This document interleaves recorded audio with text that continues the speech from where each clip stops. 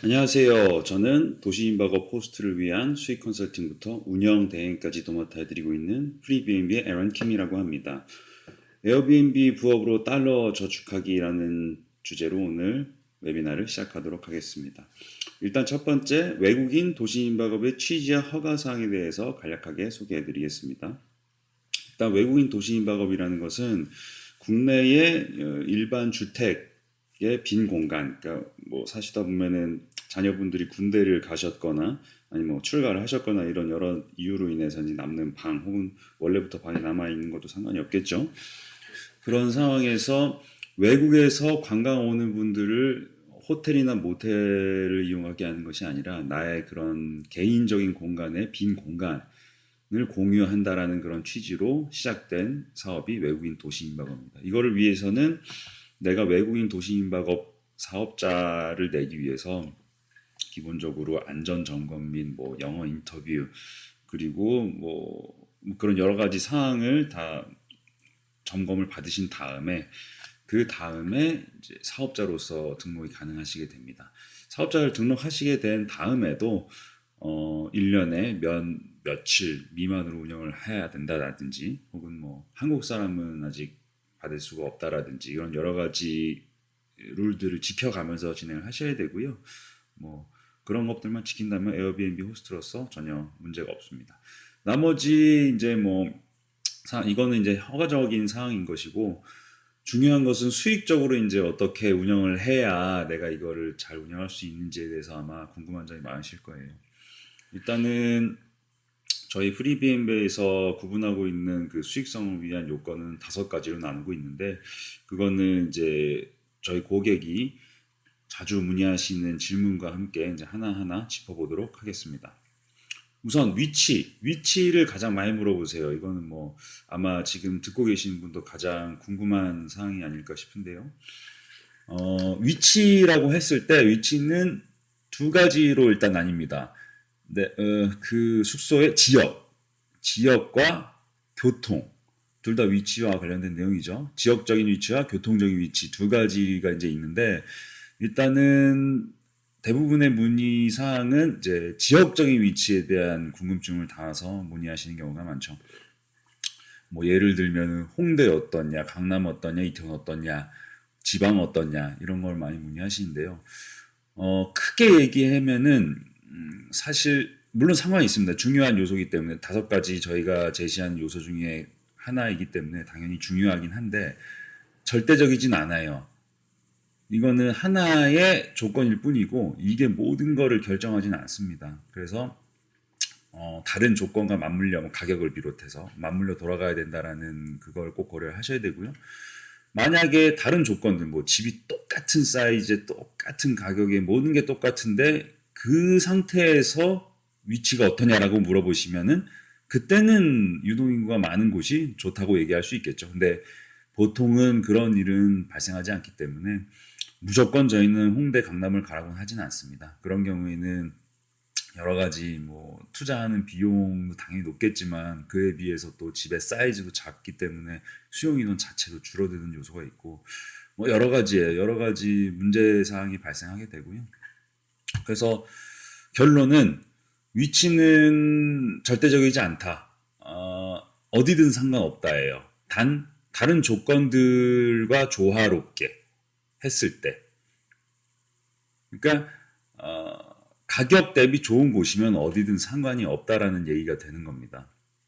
차라리 강남에 있는 뭐 어디 지하철역 바로 앞에 뭐 고급 오피스텔 이런 거보다는 그냥 뭐 차라리 뭐 지역적으로 제가 어디를 뭐 비하는 건 아니지만은 좀 외진 성 중심에서 좀 멀어진 건 뭐가 있을까요? 뭐 수율이나 뭐 연신내 이런 데들도 훨씬 저렴하게 우리가 집을 얻은 후에 저렴하게 또 내놓은 가격을 내놓으면 고객들 입장에서는 이게 가격이 합리적이거든요.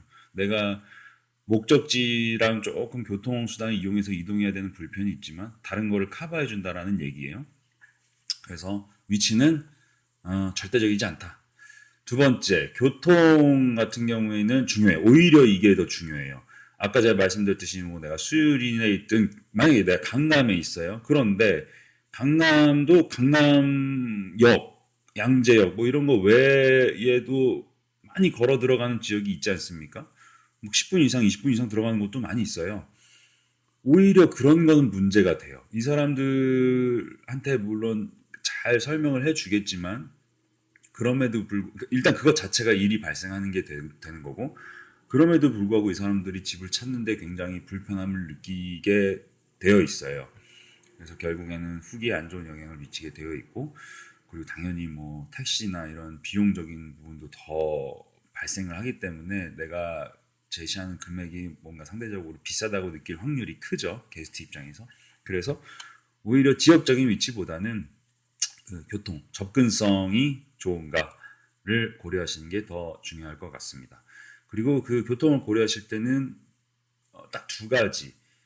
물론 요새는 뭐 한국 사람들도 올 수도 있겠습니다만은 뭐 기본적인 원칙이 외국 사람을 기준으로 하고 있기 때문에 이들은 일단 지하철만 타요. 지하철만 타고 버스는 공항 리무진만 탑니다. 그래서 버스 노선이 뭐 우리 집이 가깝다, 뭐 마을 버스가 편하게 되어 있다 이런 것들은 사실상 큰 의미는 없다고 보셔도 돼요. 뭐 1개월, 2개월 이상 뭐 하숙 느낌으로 머무시는 분 같은 경우에는 뭐 교육을 통해서 그분들이 그걸 이용하게 할 수 있겠지만 기본적으로 단기 여행을 하시는 분들을 기준으로 봤을 때는 쉽지 않는 그러니까 위치가 멀었을 때는 그게 쉽지 않다라는 것을 말씀드리는 겁니다. 그래서 교통이 중요하고 그 다음이 이제 수용 인원이에요. 가장 많이 하는 착각들이 있어요. 집을 예쁘게 꾸며야 되지 않나요? 뭐 고급스럽게 뭐 확실히 도배하고 뭐 부엌을 뜯어 고치 뭐 이런 얘기 하시는데 사실상 그거보다 더 중요한 거는 수용 인원이에요. 내가 아무리 집이 예쁘고 뭐 정말 한데 뭐 좋은데 이번에 여행 가는 사람은 나의 그 배우자뿐만이 아니라 가족들이 다 간단 말이죠. 그러면 원룸 같은 데는 일단 제외 대상이 돼버리는 거예요. 집이 어떤 퀄리티를 가졌든 간에. 그러니까 내가 노출할 수 있는 그 고객의 층 자체가 얇아지게 되죠. 그래서 물론 집이 같은 모든 건 다 같은 조건일 때는 좋고 예쁜 게 좋습니다. 그런데 저는 항상 상대적인 걸 얘기하는 거니까 둘 중에 하나를 선택해야 된다면 당연히 수용 인원이 더 중요하다는 거예요. 그게 훨씬 더 많은 사람들에게 내 숙소를 노출할 수 있는 방법이고 그리고 비용도 크게 뭐 인테리어를 들여서 하는 게 아니라 이거는 집을 이미 준비를 할 때 정해져 있는 고유값이니까 기왕이면 많은 사람을 수용할 수 있는 집을 얻으시는 게 좋습니다. 그러면 이제 이 세 가지를 통해서 결국에는 부동산은 이제 내가 처음에 얻어서 물론 내가 이미 보유하고 있는 집이나 남는 방을 하시는 분도 많겠지만 새로운 집을 얻어서 하시는 분들도 뭐 저희 문의에서는 절반 정도를 차지하고 계신데 그분들 같은 경우에 이제 막막해 하세요. 부동산 어떻게 골라야 되나. 어느 지역에 얻어야 됩니까? 뭐 등등등 얘기를 하시는데 정작 중요한 건 그게 아니에요. 싼 집, 저렴한 집을 얻어야 됩니다. 근데 저렴하다고 해서 너무 안 좋은 집을 말씀드리는 건 아니고 가격 대비 좋은 집, 그러니까 퀄리티 대비 저렴한 집을 얻으시라는 거죠. 그럼 당연히 그렇게 하기 위해서는 조금 도심, 뭐 서울은 다 도심이긴 하지만 중심가에서는 조금 벗어나면서 그러면 이제 집 사이즈도 이제 점점 커질 수 있는 가능성이 있죠. 그리고 뭐 아파트나 뭐 신축 빌라 뭐 이런 걸 고집하지 않으셔도 돼요. 게스트 입장에서는 물론 좋은 집을 가고 싶어 하시는 분도 분명히 있겠지만 보편적으로 봤을 때는 합리적인 걸 더 선호합니다. 합리적인 가격에 이 정도면 충분히 내가 머물 수 있다라는 걸 원하지 초호화 럭셔리 이런 거를 원하는 게 아니에요. 있겠죠. 있겠지만은 층이 넓지 않습니다. 우리는 최대한 다수가 있는 곳을 건드려 네. 최대한 다수가 있는 곳을 우리는 타겟으로 선정을 해야 되고 거기에서부터 가장 높은 예약률 가능성이죠. 예약률을 우리는 창출해야 수입을 발생시킬 수 있다. 그거를 염두에 두셔야 될 것 같고요. 아직 5가지 중에 지금 3개 말씀드렸죠. 뭐 네 번째는 뭐 아까 말씀드린 수용인하고 같이 말씀드렸던 건데 인테리어, 뭐 그러니까 인테리어라고 하긴 좀 그렇고 이제 분위기인데 그 집 숙소가 이제 그 풍기는 분위기. 왜냐하면 사람들은 이 집을 예약하는지 아닌지를 판단할 때 반드시 사진을 보고 판단을 할 가능성이 높기 때문에 그래서 아까 제가 말씀드린 그런 수용 인원을 최대한 높게 가져가되 인테리어도 그냥 뭐 빠지지 않는 정도만 청결하게 보이고 그 정도까지만 하시면 된다. 그 말씀이고요. 물론 중요한 사진은 잘 나와야 됩니다. 사진이 잘 나오기 위해서는 이것도 사실 소품보다는 제 경험상 집이 넓으면 잘 나와요.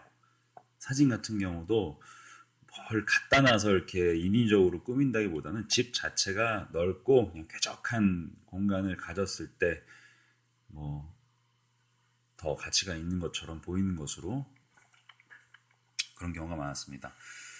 그리고 이제 다섯 번째는 이제 집을 얻을 때 이제 필요한 조건과는 조금 다른 성격인데 이제 다섯 번째 조건이 바로 가격이에요. 보통 가격을 숙박료죠. 하루 숙박료. 이 숙박료를 결과로 생각하시는 분들이 많아요. 일단 문의 자체가 어떤 식이냐면 그럼 우리 집이 그래서 얼마를 받느냐 이거죠. 중요하지 않습니다. 그거는. 가격은 내가 10,000원에 올려도 되고 100,000원에 올려도 돼요. 그거는 올린 사람 마음이에요. 다만 중요한 거는 그렇게 올렸을 때 과연 반응하는 고객이 몇이나 되냐는 거죠. 실제로 메이드되는 예약이 몇 개냐는 거죠. 그래서 결국으로 의미 있는 숫자, 의미 있는 가격, 매출이 발생하기 시작하는 가격은 결국 고객이 판단해줘요. 우리가 입력하는 금액은 그냥 우리가 입력한 금액일 뿐이에요. 결국에는 게스트가 원하는 가격으로 수렴하게 되고요. 그것이 이 집이 가진 그 하루 숙박료에 따른 가치입니다. 그러니까 그 집의 가치는 결국 고객이 판단하게 되는 것이고 내가 이 집 얼마라고 생각하는데 나 여기 얼마는 받아야 되는데 그거는 사실상 의미가 없죠. 결론적으로는 내가 올린 가격이 사람들이 원하는 가격보다 높다면 예약은 발생하지 않을 것이고 매출은 발생하지 않을 거예요. 그럴 때는 이 사업이 별로다. 우리 집은 이 정도 되는데 왜 이래? 그런 이유가 분명히 있을 거예요. 아까 제가 말씀드렸던 위에 네 가지 지역적인 위치와 교통, 수용인원, 분위기 이런 것들이 뭔가 그들 눈에는 맞지 않은 거예요. 내가 만약에 강남에 뭐 좋은 학군을 가진 지역의 세입자들이 뭐 누구나 오기를 원하는 집을 살고 있는데 여행자들은 그게 상관이 없단 말이야. 나는 그냥 저기 경복궁 가고 싶은데 강남에 있는 초호화 주택에 갈 이유가 뭐가 있습니까?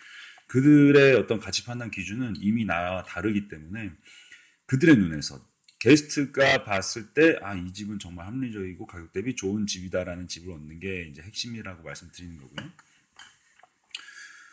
그래서 결론적으로 만약에 이 집이 이제 매출이 발생하지 않는다. 내가 그렇게 나는 좋다고 생각했었는데 그러면 어떻게 해야 되냐? 집을 접어야 돼요. 그거는 이 사업 자체하고는 상관이 없습니다. 이 사업은 항상 수익을 내주는 경우가 더 많아요. 그런데 왜 그 집은 수입이 나오지 않았냐? 그 집이 게스트를 끌어들이는데 적합한 조건을 가지지 않았던 거예요.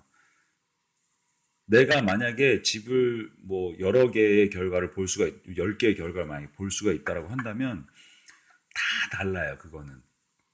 옆집이라도 달라요. 내부를 어떻게 꾸몄고 침대가 어떻게 수인원이 어떻게 이런 것들이 모두 다르기 때문에 집 하나하나 고유의 수익성을 가지고 있다고 보셔야 됩니다. 그래서 그걸 별개로 생각해야 되고 뭐 내가 이거 하나 해보고 잘 되면 뭐 추가로 더 확장의 의사가 있어 이렇게 하시는데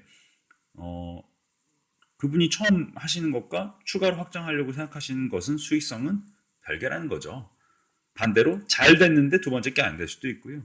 그건 완전히 별개입니다. 그래서 그렇게 묶어서 생각하시면 안 된다. 집마다 모두 각각의 고유의 수익성을 가지고 있다라고 보셔야 되고요. 그리고 제일 중요한 거, 내가 숙박료 우리 집이 얼마라고 책정이 됐다고 해서 만약에 생각보다 낮았어요. 그러면 결론적으로 기분 나쁘실 필요가 없어요. 그거는 결과가 아니거든요. 아까 말씀드렸듯이 5가지 결과를 내기 위한 5가지 요소 중에 하나인 거예요. 그러니까 얘는 아직 원인이에요.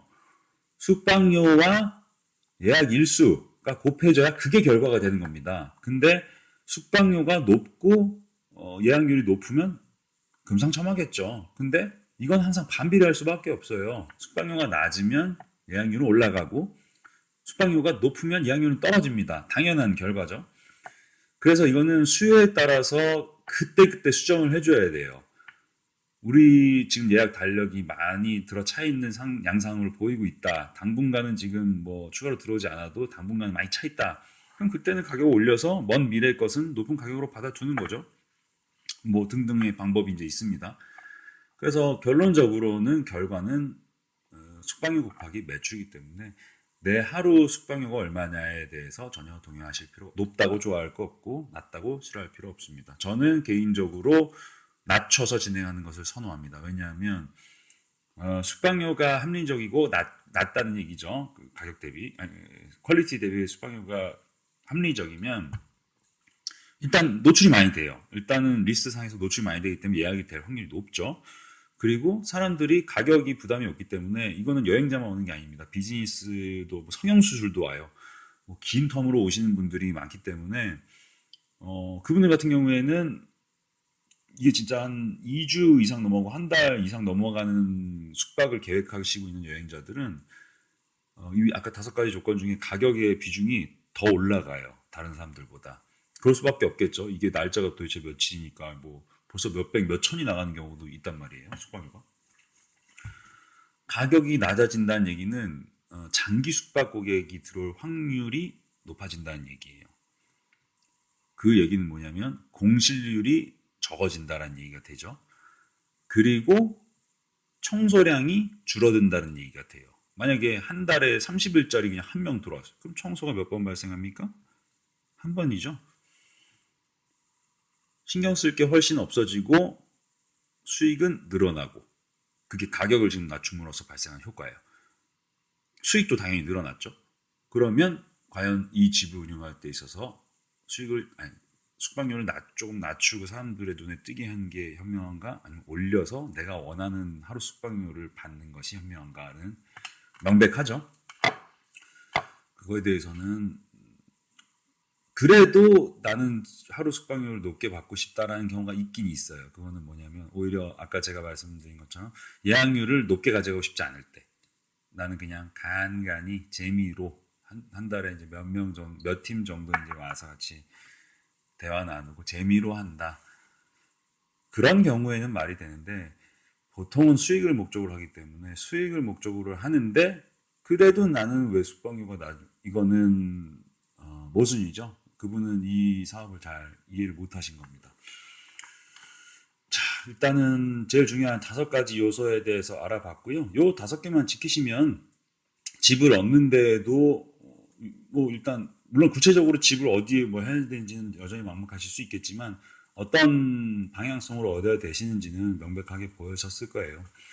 그래서 집을 얻는 그런 순간부터 그리고 이제 뭐 운영 같은 경우에는 저희 프리비앤비 같은 업체가 대행을 해드리니까 대행을 해드리는 경우에는 뭐 수수료를 물론 저희가 발생시킨 매출에서 받긴 합니다만은 기본적으로 저희가 운영을 했을 때 개선되는 매출의 양이 그보다 훨씬 크기 때문에 시간을 절감한다는 의미에서 진행을 해보시면 좋을 것 같고요. 마지막으로 에어비앤비에서의 결제 및 대금 수취와 관련된 부분도 많이 문의들 하시는데요. 게스트는 기본적으로 예약 확정을 받기 위해서 결제를 완료해야 됩니다. 게스트 체크인으로부터 약 7일 이내에 그 금액이 호스트 측으로 이제 넘어오게 되는데 그때 입금 방식은 계좌, 페이팔, 페이오니아 같은 해외 밸런스도 이용이 가능하시고요. 저희 프리비앤비 같은 경우에는 페이오니아로 대금을 수취하는 옵션을 많이 쓰고 있는데요. 에어비앤비로 받은 매출을 페이오니아에서 제공하는 해외 통장에 밸런스 형태로 보관을 하게 되고 필요시에는 국내 은행으로 출금해서 사용하시거나 ATM 인출 혹은 체크카드로도 사용이 가능합니다. 최근 원달러 환율 상승을 고려한다면 에어비앤비를 통한 수입을 달러로 보유하시는 게 대비 내지는 재테크 개념으로도 매우 유리할 것 같습니다. 해외 사이트 직구 및 배송 대행 시 불이익 없이 간단하게 결제 가능하다는 장점도 있고요. 달러화를 사용하는 해외로 여행할 때에도 낮은 수수료로 현지화를 사용할 수 있다는 장점이 있습니다. 이상 에어비앤비를 시작할 때 고려해야 할 사항부터 실제 수입을 발생시키는 과정까지 알아보았습니다. 좀 더 심도 있는 상담을 원하시는 분은 저희 프리비앤비로 언제든 문의 전화하시면 됩니다. 들어주셔서 감사합니다.